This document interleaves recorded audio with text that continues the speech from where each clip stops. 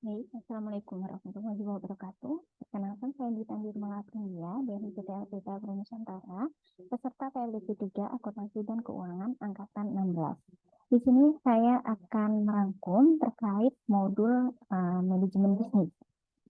Untuk dapat mengelola bisnis perusahaan, kita harus paham terlebih dahulu terkait bisnis yang dijalankan oleh perusahaan. PT PN Group bergerak di usaha perkebunan, di mana usaha perkebunan merupakan usaha yang meliputi kebun dan pabrik yang bekerja sesuai dengan sistem yang baku sehingga membentuk komunitas dan berinteraksi dengan lingkungan sekitar. Usaha perkebunan ini meliputi menghasilkan produk berupa komoditas, penyediaan bahan baku, pengolahan bahan baku menjadi produk, pemasaran produk, serta secara fisik meliputi kawasan ataupun wilayah. Pelaku usaha perkebunan di Indonesia dengan total luas area lebih dari 21 juta hektar didominasi oleh perkebunan rakyat sebesar 72%, di mana 22%-nya merupakan perkebunan swasta dan sisanya sejumlah 6% merupakan perkebunan besar negara. Dari luas areal tersebut, usaha perkebunan didominasi oleh komoditas kelapa sawit sebesar 42%. Karakteristik dari bisnis perkebunan dibanding dengan bisnis atau usaha lainnya adalah keunikannya dalam aspek sosial, budaya, dan politik, adanya ketidakpastian produksi dikarenakan adanya faktor genetik, adanya campur tangan pemerintah, serta keunikannya dalam struktur persaingan ataupun rantai pelaku usaha. Dalam manajemen perkebunan, terdapat beberapa pokok permasalahan yang dapat dipelajari lebih dalam, yaitu terkait dengan produktivitas dan kualitas produk pada on-farm yang masih rendah, sentra produksi on-farm tersebar dan berada di daerah, adanya persaingan bahan baku yang relatif kurang sehat, industri pengolahan off-farm belum berkembang, adanya pajak dan berbagai pungutan yang menyebabkan secara biaya itu tinggi, kualitas dan komitmen SDM pekebun yang masih rendah, serta adanya tekanan isu-isu global.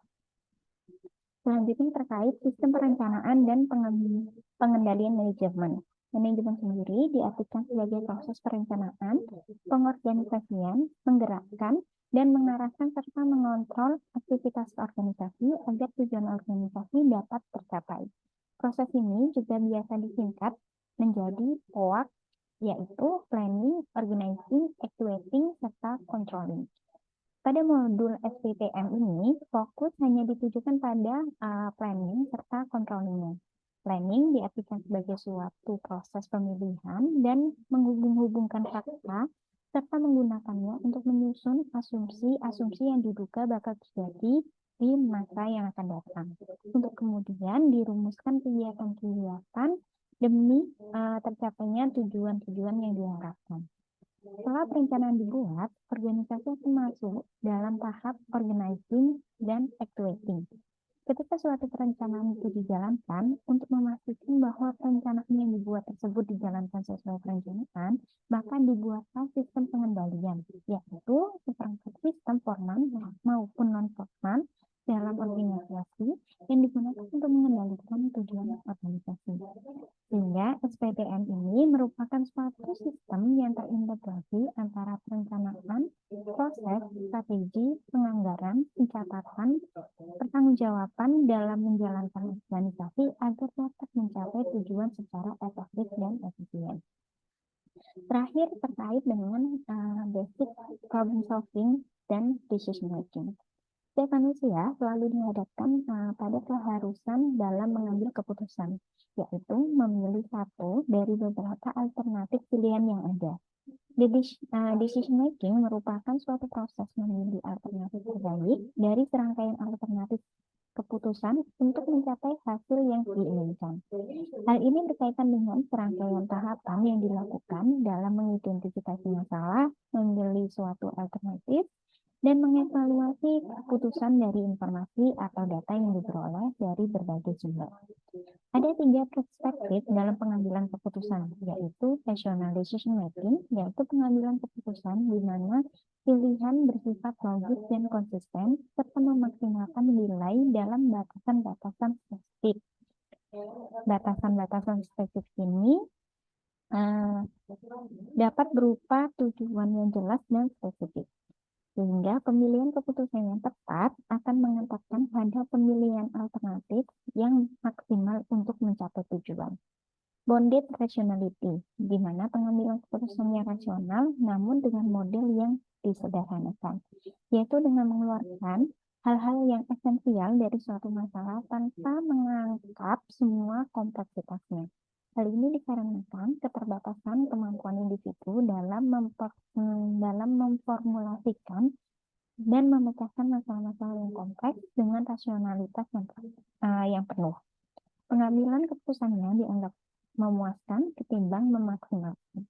Dan terakhir adalah intuitive decision making, yaitu pengambilan keputusan yang berdasar pada pengalaman, perasaan, dan akumulasi pertimbangan. Selanjutnya, ada 4 langkah dalam problem solving, yaitu masalah, sebab, solusi, serta yang terakhir rencana tindakan dan persoalan potensial. Di tahap pertama, yaitu masalah, di sini kita akan mengidentifikasi terlebih dahulu masalah yang kita temukan, sehingga akan menghasilkan daftar permasalahan spesifik. Kemudian dari daftar masalah tersebut, kita akan menetapkan prioritas masalah yang akan diselesaikan. Hal ini mengacu pada keterbatasan sumber daya yang ada, sehingga permasalahan yang kita identifikasi tidak semua akan diselesaikan.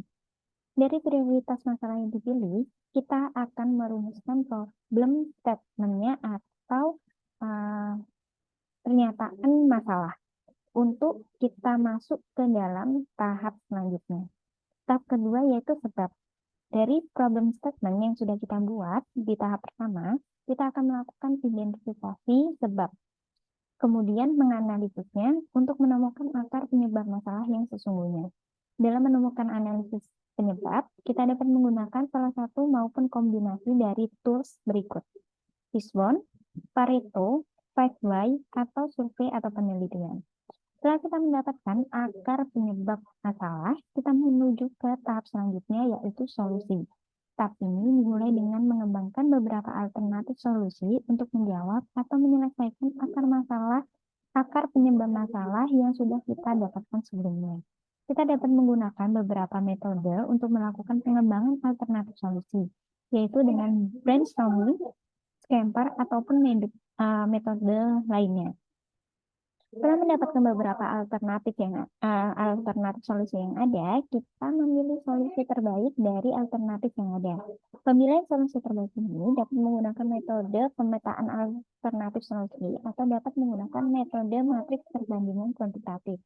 Pada tahap ini,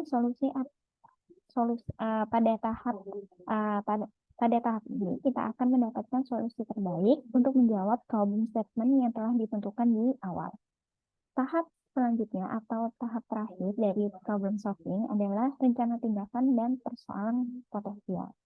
Rencana tindakan berisi detail rencana kegiatan untuk merealisasikan solusi terbaik yang sudah kita pilih sebelumnya. Kemudian dilakukan analisis persoalan potensial untuk mengidentifikasi adanya kemungkinan penyimpangan, melakukan kuantifikasi, serta melakukan penanganan terhadap persoalan potensial tersebut, yaitu dengan merencanakan tindakan pencegahan serta tindakan penanggulangan. Demikian rangkuman modul manajemen bisnis. Terima kasih. Wassalamualaikum warahmatullahi wabarakatuh.